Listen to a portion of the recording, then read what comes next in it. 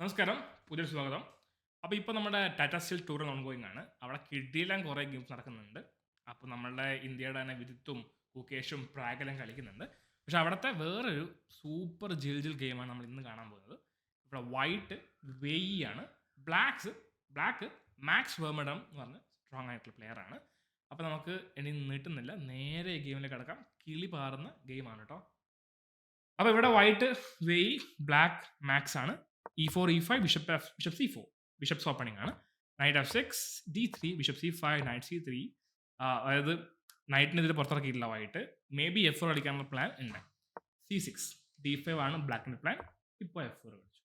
D5 ഈ takes D5. ഇവിടെ night G4. ഇവിടെ F2ലേക്കാണ് ത്രെറ്റ്. ഇവിടെ ആക്ച്വലി അത് മൈൻഡ് ചെയ്യാതെ നൈറ്റ് F3 കളിച്ചു വൈറ്റ്. ഇവിടെ മുതൽ ആക്ച്വലി കളി ഷിഫ്റ്റ് ആവുകയാണ്. ഇവിടെ ബിഷപ്പ് F2 അല്ലെങ്കിൽ നൈറ്റ് F2 കളിക്കാനുള്ള ഓപ്ഷൻ ഉണ്ട്. ഇവിടെ ഒരുപാട് ആലോചിച്ചു മാക്സ്. ഇവിടെ കളിക്കാൻ പറ്റുമോ? ബിഷപ്പ് F2 കളിച്ചാൽ സിമ്പിളായിട്ട് കിങ് F1 കളിക്കും. പിന്നെ ഒരു പ്രശ്നവുമില്ല, കാരണം ഇത് വളരെ കോമൺ. കിങ് സേഫ് തന്നെയാണ്. ഇൻ കേസ് നൈറ്റ് വന്നാലും ടേക്സ് പിന്നെ F in D5 C takes D5 knight D5. ഇത് എന്താ പറയുക, വൈറ്റിന് ഓൾ ഗുഡ് ആണ്, പേടിക്കാനൊന്നുമില്ല. കിങ് സെൻട്രലാണെങ്കിലും സ്റ്റിൽ ഫൈൻ. ബ്ലാക്കിൻ്റെ പീസ് ഒന്നും ഡെവലപ്പ് ചെയ്തിട്ടില്ല. ഇനിയിപ്പോൾ ബിഷപ്പ് F2 അല്ലാതെ നൈറ്റ് F2 കളിച്ചാലോ? നൈറ്റ് F2 കളിച്ചാൽ Queen E2 night into H1 ആ റൂക്ക് കൊടുക്കും ടെമ്പററി. പക്ഷെ പ്രശ്നമല്ല, കാരണം ക്വീൻ D5 ക്വീൻ E7 ഇവിടെ നൈറ്റ് E4 C5 ത്രെറ്റ് ആണ്. അപ്പോൾ C D5 കിട്ടിയാൽ ബിഷപ്പിന് D5 കിട്ടും. Queen D5 knight D5 again ഈ ബിഷപ്പ് ത്രെറ്റിലാണ്, കാരണം ബിഷപ്പ് വെട്ടിക്കഴിഞ്ഞാൽ ഈ നൈറ്റ് വേറെ ട്രാപ്പ്, നൈറ്റിന് പോകാൻ സ്ക്വയർ ഒന്നുമില്ല. സോ ബിഷപ്പ് B6 നൈറ്റിൻ്റെ F7 ഇവിടെ ആ റൂക്കിന് ത്രെറ്റാണ്. അപ്പോൾ ക്യാൻസൽ ചെയ്യുന്നുള്ള ഓപ്ഷനാണ്. അപ്പോൾ എന്ത് പറ്റും? നൈറ്റ് D6 ഡിസ്കവേർഡ് ചെക്കാണ്. കിങ് മാറി ടേക്സ് ബിഷപ്പ് ഇൻറ്റു B7. ഇവിടെ പോയ റൂക്ക് ഇപ്പോൾ തിരിച്ചു കിട്ടും. നൈറ്റ് A6 ഇവിടെ C3, അതായത് ഈ റൂക്ക് ഇൻറ്റു C2 എന്നുള്ളൊരു ത്രെറ്റ് അവോയ്ഡ് ചെയ്യാനായിട്ട്. Night C5 takes D4. ഇവിടുത്തെ ഈ ബിഷപ്പ് മൂവ് ചെയ്ത് കഴിയുമ്പോൾ ഈ നൈറ്റും ട്രാപ്പാണ്, ഒന്നും ചെയ്യാനില്ല. കാരണം ബിഷപ്പ് ബാക്കോട്ട് പോകുമ്പോൾ ബിഷപ്പ് E3 കിങ് മാറുന്നു, ദെൻ റൂക്ക് ഇൻറ്റു എത്തുന്നു.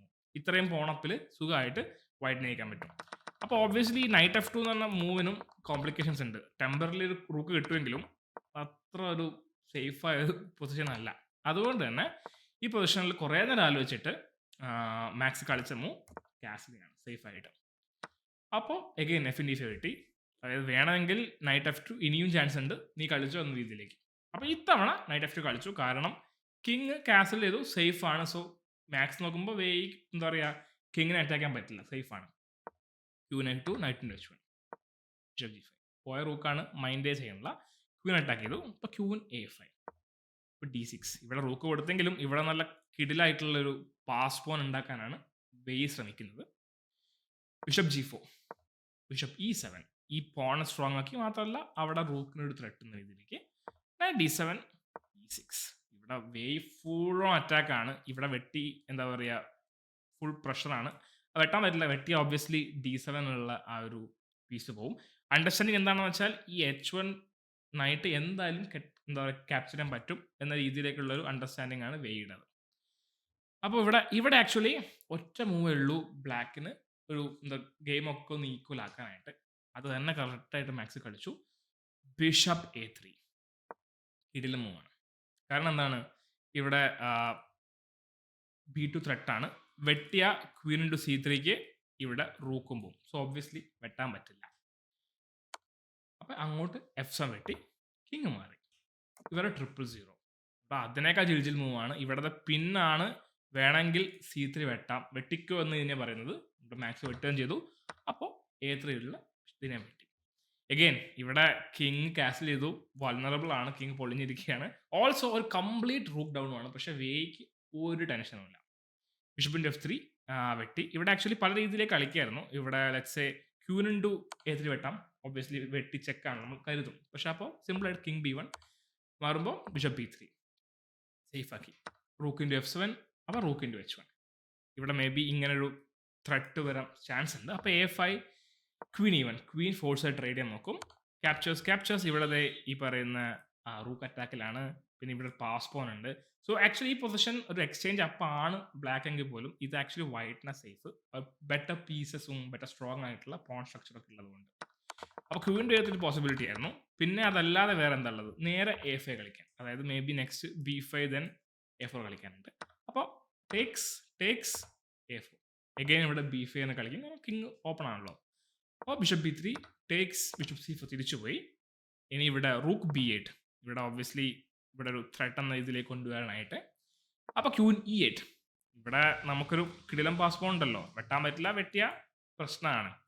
Queen B2 check, king D2, night F2, rook F1, queen B4 check, king E2. എല്ലാ കിങ് നൈസായിട്ട് എസ്കേപ്പ് ആവാൻ നോക്കുകയാണ്.